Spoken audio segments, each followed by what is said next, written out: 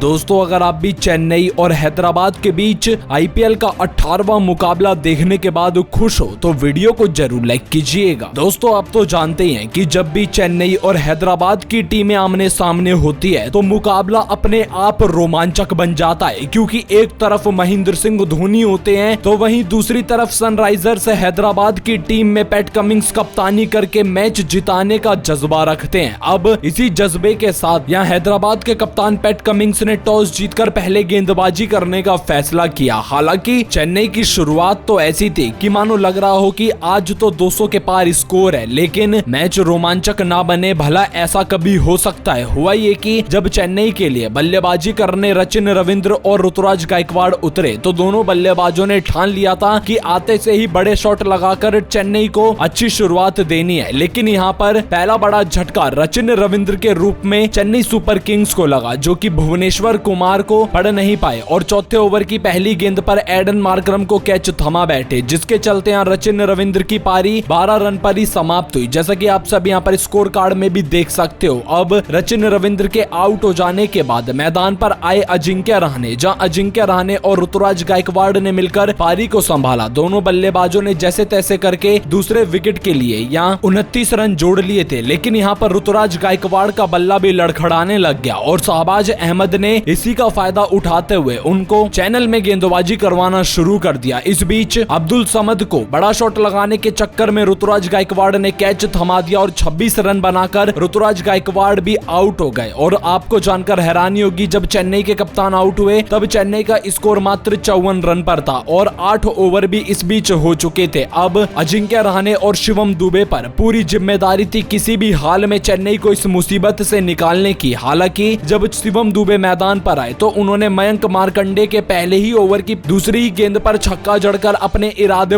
पूरी तरह से जाहिर कर दिए कि वो मैदान पर आखिर करने के लिए क्या आए हैं। यहाँ पर अजिंक्य रहाणे और शिवम दुबे के बीच साझेदारी लगातार आगे बढ़ती चली गई। पहले तो दोनों बल्लेबाजों ने मिलकर 50 रन जोड़ लिए और 50 रन जोड़ देने के बाद शतकीय साझेदारी की और जब आगे चेन्नई की टीम बढ़ने लग गई तो यहाँ पर शिवम दुबे पर दबाव भी बनने लगा, क्योंकि आपको जानकर हैरानी होगी कि यहाँ पर अजिंक्य रहाणे भले उनके साथ बल्लेबाजी जरूर कर रहे थे, लेकिन उनकी तरफ से योगदान शिवम दुबे को ज्यादा रन का मिल नहीं पा रहा था और सारे शॉट बड़े बाउंड्री के पार शिवम दुबे को ही लगाने पड़ रहे थे और यहाँ पर शिवम दुबे पर लगातार दबाव बनता चला गया और इसी का फायदा फिर पैट कमिंस ने उठाया, जहां 14वें ओवर की चौथी गेंद पर पैट कमिंस ने यहां स्लोअर बाउंसर का प्रयास किया और शिवम दुबे कट शॉट लगाने के चक्कर में बैकवर्ड पॉइंट की तरफ खड़े भुवनेश्वर कुमार को कैच थमा बैठे, जहां शिवम दुबे की शानदार बेहतरीन पारी यहीं समाप्त हुई और शिवम दुबे ने अपनी इस पारी में 24 गेंदों का सामना किया और 2 चौके 4 छक्कों की बदौलत 45 रन जड़े और यहाँ शिवम दुबे की बदौलत चेन्नई की टीम अब 100 रन के आंकड़े को भी पार कर चुकी थी। कुल मिलाकर अभी 119 रन चेन्नई के बने थे। हालांकि इस मैदान पर बड़ा स्कोर बनाना चाहिए था चेन्नई की टीम को, लेकिन यहाँ अभी भी चेन्नई पिछड़ती हुई नजर आ रही थी। फिर यहाँ अजिंक्य रहाणे और रविंद्र जडेजा ने मिलकर साझेदारी को संभाला और चौथे विकेट के लिए मात्र 8 रन जुड़े ही हुए होते हैं तभी अजिंक्य रहाणे अपना बड़ा शॉट खेलने के चक्कर में मयंक मार्कंडे को कैच थमा बैठे और यहाँ अजिंक्य रहाणे 35 रन बनाकर चलते बने और जैसे ही रहाणे आउट हुए तो यहाँ पर 4 बड़े झटके चेन्नई सुपर किंग्स को लग चुके थे। अब चेन्नई के कप्तान डेरिल मिचेल को भेजते हैं बल्लेबाजी के लिए। उम्मीदें तो यही थी कि आते से ही वो बड़े शॉट लगाएंगे, लेकिन यहाँ पर डेरिल मिचेल ने चेन्नई की टीम को और भी ज्यादा बैकफुट पर ढकेलने का काम कर दिया और यहाँ एक समय पर जो स्कोर लग रहा था कि चेन्नई की टीम 180-200 के पार पहुंचेगी, अब वही टीम 150 तक पहुंचने के लिए भी कड़ी मेहनत करती हुई नजर आ रही थी। यहाँ पर रविंद्र जडेजा और डेरिल मिचेल ने मिलकर 33 रन जोड़े और डेरिल मिचेल भले 13 रन बनाकर आउट हो गए और मैदान पर उतरे महेंद्र सिंह धोनी ने 2 गेंदों का सामना किया और 1 रन बनाया, लेकिन यहाँ पर रविंद्र जडेजा का बल्ला बखूबी चला। उन्होंने 4 चौकों की बदौलत 23 गेंदों पर 31 रन बनाए, जिसके चलते चेन्नई सुपर किंग्स 20 ओवर में 5 विकेट के नुकसान पर 165 रन बना पाने में कामयाब हो सकी और यहाँ सनराइजर्स हैदराबाद के खिलाफ लक्ष्य रखा 166 रन का, जहाँ 166 रन बना पाना इस मैदान पर मुश्किल नहीं बल्कि नामुमकिन हो चुका था, क्योंकि गेंद काफी रुककर इस पिच पर अब आती हुई नजर आ रही थी और हैदराबाद का फैसला पहले गेंदबाजी करने का बिल्कुल गलत साबित होता हुआ भी दिख रहा था। हालांकि आपको अगर गेंदबाजी के बारे में बताएं तो Bhuvneshwar Kumar, T Natarajan, Pat Cummins, Shahbaz Ahmed और जयदेव उनादकट ने मिलकर एक एक विकेट लिया। तो वहीं अब हैदराबाद की टीम जब बल्लेबाजी के लिए उतरी तो हैदराबाद के लिए पारी की शुरुआत ट्रेविस हेड और अभिषेक शर्मा ने की। जहां दोनों बल्लेबाजों से उम्मीद तो यही थी कि पहला ही ओवर बड़ा देखने के लिए मिलेगा, लेकिन यहाँ पर दोनों बल्लेबाजों ने दीपक चाहर का सम्मान किया और उनके एक ओवर में मात्र 8 रन बनाए। अब हैदराबाद की टीम को भी इस पिच को समझने में काफी समय लग रहा था, लेकिन इसी का फायदा अब महेंद्र सिंह धोनी ने अपनी चतुराई भरी कप्तानी से उठाया और उन्होंने अचानक से दूसरी तरफ से तेज गेंदबाज लगा दिए। लेकिन यहाँ पर अभिषेक शर्मा का बल्ला रुकने का नाम नहीं ले रहा था। उन्होंने तो मात्र 11 गेंदों में 3 चौके 4 छक्कों की बदौलत 37 रन जड़कर चेन्नई सुपर किंग्स के मुंह से यह मुकाबला लगभग छीन लिया था और 308 के स्ट्राइक रेट से बल्लेबाजी करते हुए वो सनराइजर्स हैदराबाद को जीत दिलाने की तलाश में घूम रहे थे। लेकिन यहाँ पर महेंद्र सिंह धोनी ने जब दीपक चाहर से तीसरा ओवर करवाया तो तीसरी ओवर की चौथी गेंद पर यहाँ रविंद्र जडेजा को अभिषेक शर्मा आसान सा कैच थमा बैठे, जिसके चलते यहाँ अभिषेक शर्मा के रूप में हैदराबाद की टीम को पहला बड़ा झटका लगा और अभिषेक शर्मा जब आउट हुए तब हैदराबाद की टीम ने मात्र 46 रन मैदान पर बनाए, वो भी 3 ओवर के भीतर। अब दोस्तों फिर बल्लेबाजी करने के लिए उतरे एडन मार्करम। हालांकि दूसरी तरफ ट्रेविस हेड बस